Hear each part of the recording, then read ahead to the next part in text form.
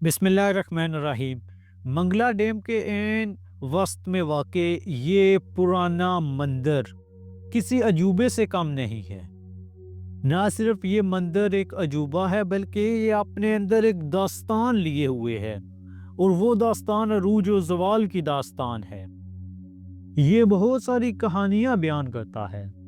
سب سے پہلے تو یہ بات کہ یہ مندر اپنے ہی اندر ایک کہانی ہے، کیونکہ ہم نہیں جانتے کہ یہ مندر کب بنایا گیا، کس نے بنایا، لیکن یہ مندر جس طرح آج بھی مضبوطی کے ساتھ کھڑا ہے، جس طرح آج بھی یہ اتنے ٹھاٹھ باٹھ کے ساتھ عین منگلا ڈیم کے درمیان میں کھڑا ہے، بلا شبہ یہ ایک عجوبہ ہے، کیونکہ نہ ہی عرصہ دراز سے یہ پانی کی نظر ہو سکا، یعنی نہ ہی پانی اسے فتح کر سکا۔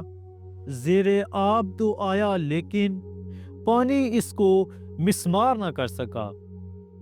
اگرچہ یہ ٹوٹ پھوٹ کا شکار تو ہو چکا ہے، لیکن پانی اس کو شکست نہ دے سکا، بلکہ اس کی مضبوطی نے پانی کو شکست دے دی۔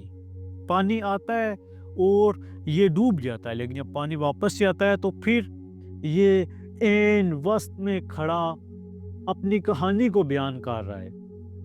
اس کی کہانی یہ ہے کہ ایک دن یہاں پہ بہت سارے لوگ آباد تھے، بہت سارے قبائل تھے، لاکھوں لوگ تھے، زندگی تھی، ہریالی تھی، اور ہر طرح کا زندگی کا بندوبست تھا۔ لوگ اپنی زندگی گزار رہے تھے، لیکن ایک دن وقت بدل گیا اور یہاں کے لوگوں کی سوچ بدل گئی۔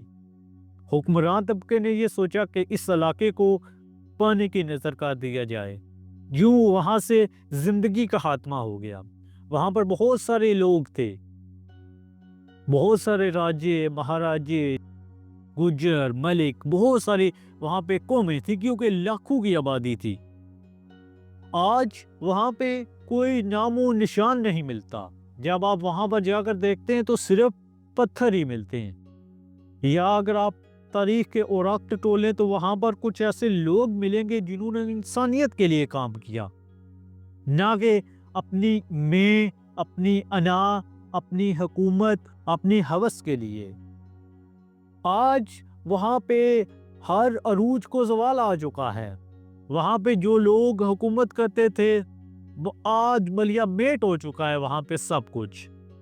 یہ مندر نہ صرف اپنی مضبوطی کے لحاظ سے ایک عجوبہ ہے، بلکہ تاریخ کی اوراق ٹٹولیں تو پتہ چلتا ہے کہ اس کی بھی ایک اپنی تاریخ ہے، اور اس نے لوگوں کے عروج و زوال کو اپنے اندر سموئے ہوئے ہے۔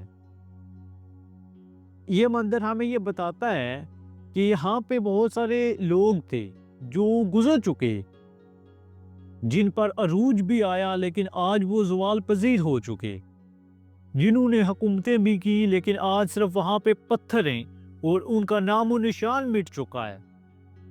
دنیا کی یہی حقیقت ہے، اور اللہ تعالیٰ کے یہ نظام ہے کہ جو عروج پہ ہوتا ہے اسے زوال ضرور آتا ہے۔